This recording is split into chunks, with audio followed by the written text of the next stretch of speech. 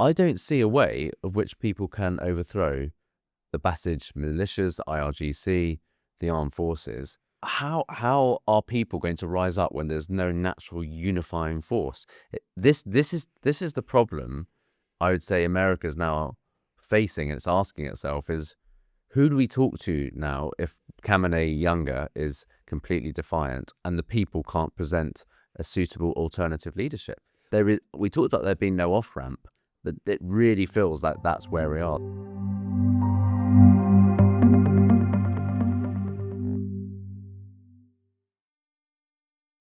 Welcome back to Outpost and War Zones. I'm James Glancy, and I'm back with Tom Tugendhat, and we are 2 weeks, or just over 2 weeks, into the US-Iran war, and things are getting pretty difficult for America, mainly because of the Straits of Hormuz, which we predicted weeks ago, but he's coming in for a lot of criticism, Trump. Yeah, well, we were talking about it. Do you remember when we were talking with Tom Sharp, who's an ex-Royal Naval officer, and we were talking about the challenges of operating in the Persian Gulf, and he was talking about the different turning circles of ships and the kind of detail that you and I aren't all over, but he as a naval officer is. And we were talking about the challenge that meant for the global economy and things like that. Now, I've just got back from India, and one of the things that came up pretty often, actually, was the pressure this put on Indian energy demands and, of course, on migrant workers. It's about 9 million Indians in and around the Persian Gulf. And so all of these things that we were talking about are really coming home. I was thinking this morning about American operations in the Middle East, and this feels exactly the same template as every other operation they've conducted. America is brilliant at the initial military operational break-in. But when it comes to the strategy, it never seems to work out. It didn't work out in Iraq, the second Iraq invasion. It didn't work out in Afghanistan. In fact, even Gulf War I, they pushed Saddam back, but they didn't really achieve anything else beyond that. This time round, they have prosecuted one of the most amazing aerial campaigns, decapitation operation of the regime, denial of the IRGC's navy, military installations, and yet the regime is still there, defiant, and they've just reappointed a new Ayatollah, which is obviously Khamenei's son, and they're still able to launch Shaheed drones and some ballistic drones into the neighboring countries. But this is all obvious. Yeah, and it wasn't just obvious to us; it was obvious to quite a lot of commentators as well, right? And I'm sure it must have been obvious to many US military commanders as well. So what's interesting to me is now we're, as you say, we're just over 2 weeks in. There's no question that the United States has got the most powerful air force and navy and military in the world, and the firepower that it's assembled is completely overwhelming. But the question now that comes up that we were asking at the time is, what next? If you can't remove the regime, what does it mean? Now, I very much hope, and I'm sure you do as well, actually, but I very much hope that this regime of Ayatollahs goes. It's been utterly poisonous for literally everybody in the region for 50 years, particularly Israel, but actually all the Muslim countries as well, and completely toxic. And the way that they're attacking, countries like the United Arab Emirates, Qatar, Kuwait, Bahrain, Saudi, even actually Azerbaijan and Turkey, which have had nothing to do with this, demonstrates their sort of just general, solid all, we're going to hit everybody. But you got to get rid of them, right? and we were just beginning to talk about this, and I we should talk about how do you help the people do it, or can you? Maybe you can't. So this is the point. Back in January, when we covered the protests and the numbers, now we know tens of thousands are being killed, but it feels like if that could have been coordinated with the strikes and then the protests, there'd have been more chance of regime falling. But now, because the regime has literally said this week, anybody out on the streets will be treated like the enemy, i.e. they'll be shot on sight. Which they have been for a number of months, to be fair. Exactly. I don't see a way of which people can overthrow the Basij militias, the IRGC, the armed forces. In fact, in many ways, they're more embedded. They're not, I wouldn't say stronger, because their command and control structures, the senior leadership has been completely decimated. But how are people going to rise up when there's no natural unifying force? This is the problem I would say America is now facing, and it's asking itself, is who do we talk to now if Khamenei younger is completely defiant and the people can't present a suitable alternative leadership? We talked about there being no off-ramp, but it really feels like that's where we are. There isn't that off-ramp. So, I mean, I think that's a good point. The question is the IRGC even capable of having that centralized command? Because, of course, one of the things that Khamenei father, Ali Khamenei, who was killed, of course, in pretty much day one of these attacks, one of the things he did was he completely devolved command to local areas. So one of the effect of which is that these different IRGC units in different places are firing off rockets wherever they see fit, and it's not coordinated in the sort of national way. But that also means that, I mean, we both know this, once you've devolved command, it's really hard to centralize it again, right? And it was a very centralized regime. It's now a very devolved regime. Can Mujtaba Khamenei, can the IRGC genuinely stop the fighting, tomorrow or at a particular time? Or is it now actually rather split as well? So, there's a whole series of questions that we've got to ask ourselves. And what does that mean for the Iranian people? It's very difficult. Well, I want to go through the updates that have happened overnight, because like I said at the beginning, we are over 2 weeks into the conflict, which, by the way, is not very long. No. They did say this would be a month operation. So I'm not sure what that means, where they think they'll be within 2 weeks' time, so 2 weeks from now. But the news is that a French soldier has been killed. An American refueling tanker has crashed in Iraq. But significantly, from the British point of view, is that there has been a very strong aerial attack on the British-American base in Erbil in Kurdistan. Yeah. And of course, there is a border between Iran and Iraq, Kurdistan. So it's pretty easy from those mountainous areas to shoot those Shaheed drones into the base. Now, no Brits or British soldiers have been hurt. They've shot down a couple of those Shaheeds. I think what's interesting, I don't know if you've been there. I was in Kurdistan a few years ago. I was there as a minister, actually, not that long ago. Okay, well, I mean, it's mountainous. I would say Kurdistan has developed and compared to much of Iraq and felt a lot safer.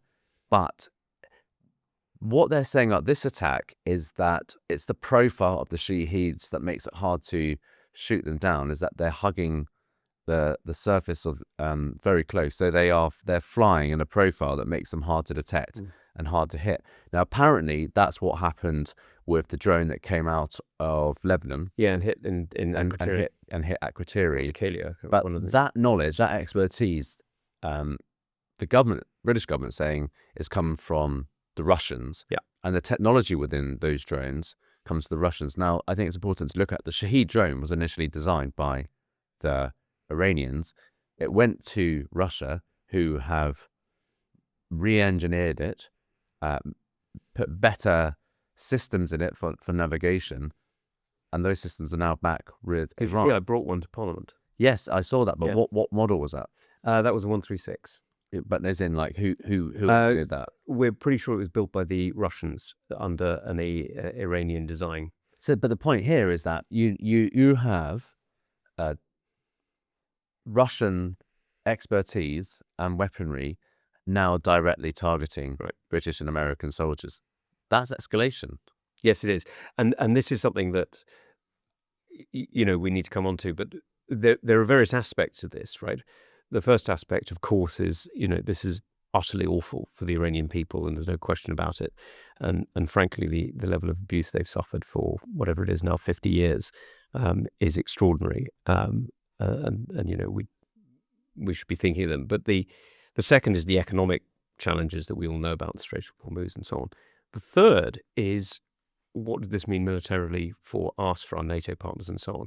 Because you're right about that. Then there's another element that I think we should bring up, which is the Chinese criticized Iranian targeting of Gulf partners last night or the day before. Now that's pretty extraordinary as well, because the Chinese have been absolutely instrumental, not just in supporting Iran economically because they've been buying energy, but I'm going to get the name of the chemical wrong, so forgive me. I won't say it, but there was a chemical essential for missiles. I think it's sodium perchlorate. Yeah. That was 1,000 tons of it were dropped off a few weeks back in an Iranian port in order to help the missiles regroup. And so, China has been part of it, and now China's backing away from it. It's like there is a whole series of knock-ons from this that we simply haven't properly factored in.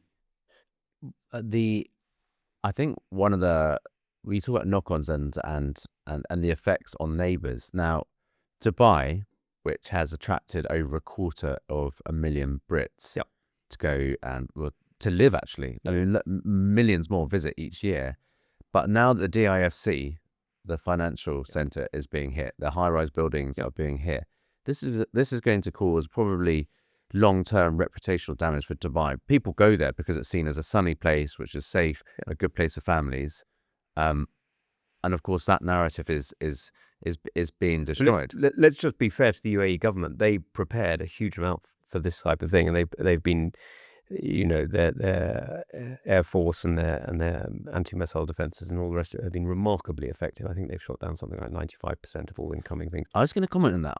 I always thought we sold them all this kit, we give them training, and they'd be flaky and useless. They've actually, we got to give them credit. They've done a really good job. I think they've done a really good job. Qataris, yeah, exactly, all of Kuwaitis. But and the reason I say that, Tom, is when I was in Afghanistan, there is a forward operating base called Fob Robinson. Yeah, I remember Fob Rob. Fob Rob was just below Sangin. Yeah, and it was strange because you had a detachment of American Green Berets there. Royal Marines were running it when I was there, and we would take our Viking vehicles into that camp. But there was this miniature detachment of Emiratis inside, and they didn't go out on the ground. They were sort of showing willing to the coalition, but not really operational. Well, you remember Lashkar Air Base. You know why it was resurfaced before we got there?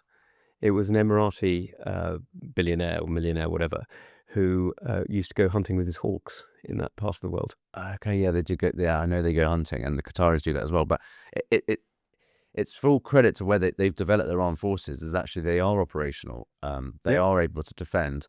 They've gained a huge amount of experience at cost in Yemen as well. Yeah. So yes, Sudan. Defensively, they've come of age, but in terms of economically, reputationally, I know this is a problem. And what America has done well is militarily destroyed the conventional assets of the IRGC, Iranian Navy. That's fine. But Iran knew that was going to happen. Hence, they have shown us or been releasing on social media these tunnels full of these Shaheed drones. Yeah. The problem with those is, they can pop up anywhere individually you could probably put it on the roof of your car, couldn't you? Oh, they're small. So we're moving the one that I've got, which is, completely disarmed, and obviously it couldn't fly and it's got no explosives in it. But, you can fit it in the back of a Ford Transit. I mean, you could probably fit it in the back of quite a big estate car. But this is the point.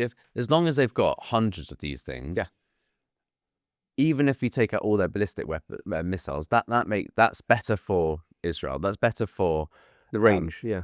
Yeah, any country that's further away, but for Qatar, for Oman, they're not really targeting, but particularly UAE, it's going to be a problem that they only really have to pop a couple of these Shaheeds off, flying low level over the water once or twice a week. Well, and for all of us, that's a problem, because let's not pretend it doesn't affect the rest of us. It does. One of the reasons why air freight and air travel has been cheap is because the Gulf states, particularly the United Arab Emirates, but others as well, have effectively created this extraordinary international hub and spoke system of air travel. That has kept down the cost, not just of visiting relatives in Australia, but actually the cost of, iPhones and computer chips, right, which travel in the hulls of aircraft. So all of these knock-on effects are really serious for us, not just for them. So Trump has said today that watch today what happens to the deranged scumbags in Iran. There's a couple of points or questions I want to raise here. Is one, it's very clear that they're still focusing heavily on their military strategy. Yeah. But two, the language that Trump and Hegseth have used around the operations is unprecedented. Usually it's much more formal military language when you talk about neutralizing targets, but they've gone all out as if it's a movie. Yeah, and you've seen some of the videos that are being put out by the White House, which are frankly extraordinary. Extraordinary is what I say. I don't know what else to say. But it's, what's interesting is talking to friends of mine. I'm sure you've been talking to friends in the US Armed Forces as well. What's striking is the number of people who are gently uncomfortable with it, is a polite way of putting it, because there's been already over a dozen Americans killed in various different ways in air bases, in the air crash that you mentioned. These are the lives of their people, and it's people are not happy about it. On that, I actually think one of the hardest things to bear about those deaths is it's the types of forces who the families would expect to be safer. Yeah, exactly. Because they're rear echelons. Yeah. If your father or your husband is a member of Delta Force, you probably expect there's a high chance that they might come back in a body bag. But a lot of these people were analysts working on bases and doing sort of support logistics tasks. So there would have been a complete shock. Yeah. When they got the knock on the door for the kinforming. I think you're right, and I think that would have made it harder. I mean, as we both know, the idea that there's front and rear ranks, and it doesn't really work anymore in those sort of senses. But people who haven't served do expect it. And I guess actually that wasn't a point I was going to bring up, but it really alludes to how the battle space has changed. Yeah. So we always think of the front line. We always used to talk of a forward line of enemy troops, the FLET. Forward line, the FLOT, the forward line of own troops. Ukraine has shown that the kill zone is 360. Well, it's not only that; it's gone from being, if you look at Ukraine, there are trenches. The kill zone has been the trench, then it's been 100 meters back from the trench, and it's now about 30, 40 kilometers back from the trench, and that's why you see all this netting and all the rest of it. And now, what the Iranians are doing, not just to the US air bases, but to Dubai International Financial Center and to Erbil and places like that. The kill zone is what, 50, 100 miles? I mean, it's the range has massively increased. It is massively increased. So I guess the major strategic problem that America has created here or is facing is obviously oil price and the Straits of Hormuz. And that the critics are saying, why didn't they have a plan? I would say that they did have a plan, and they have actually degraded their ballistic missile capability. But the fact is this, 16 ships have been attacked in the last 2 weeks. So that's more than one a day. That is essentially closing the straits. But how do you stop that? Well, you remember what Tom was talking about when we were talking about this, whenever it was 3-4 weeks ago. Tom was talking about the narrowness of the straits and how easy it would be to close it. And then you add in the fact that 16 ships have been struck and you've got to get war insurance and, for very obvious reasons, would you underwrite it? Would you pay out somebody who took that risk? Probably not, right? I mean, at some point, insurance is just somebody promising to pay somebody else if something goes wrong. That's all it is, right? I mean, it's not much more complicated than that. And if you can't get that promise, that's what insurance is, then you're taking a huge risk. It is strange that they never actually developed other pipelines as an alternative. Well, there are other pipelines, but the volume that we're talking about is so great. It's what is it, a third of the gas that is sold around the world. It's it's 20%, I think it is, of oil. It's enormous quantities. This is hundreds of millions of barrels. Well, not a day actually. It's tens of millions of barrels a day, and hundreds of millions of barrels a month, and it all adds up. And the only way to get it around is shipping. There is a pipeline rather that goes across Saudi Arabia. There are pipelines in other areas, but they're not. They don't have the scale. So the elephant in the room is our own country. We are talking about a conflict in the Middle East where we are observers on the periphery.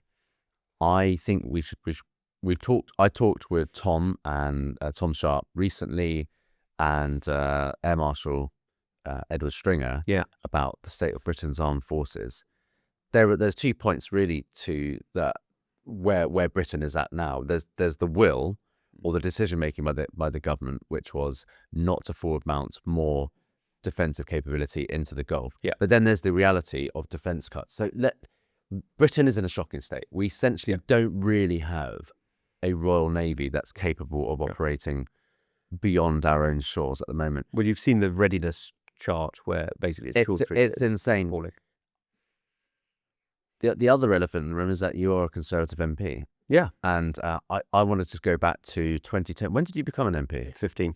Okay, so all right, so you're almost exonerated because really it was the 2010 era. It was. And I was the CDS's MA. So I was. Yeah, so can you talk me through that period? Yeah. Because I was just leaving the Royal Marines. I think I left in 2014. But I actually, one of the push factors was it felt like an end of an era from the war on terror. But the defense cuts made me feel like there was no real interest from the government in the armed forces, and the future was bleak. That was just the vibe. Yeah. The reality 10 years later is that's the truth. But what was going on there? So I can tell you, I mean, I came off my last patrol in Afghanistan in July 2009. I then went to go and work for a year for the Chief of the General Staff in the Army Strategy Team. And then I went to be a military assistant to the Chief of the Defence Staff, the General who was CGS, got promoted to CGS. It was General Richards, now Field Marshal, the Lord Richards. Oh, right, Lord of Hermanstow. Yeah, exactly. And he got promoted to CDS, and I went with him as his MA. And of course, I mean, you know this, but it's worth remembering, the Chief of the Defence Staff doesn't actually run, or in those days didn't actually run the Army, Navy and the Air Force. They were run by the First Sea Lord, the Chief of the General Staff and the Chief of the Air Staff. But the CDS fought them, if you see what I mean. He took the troops and then used them in whatever operational requirements they had. But he was also the principal military advisor to the Prime Minister. In those days, it was David Cameron. And I do remember sitting in the back of the room because, you're the MA, right? So you're taking notes or you're So you'd be in there in the cabinet?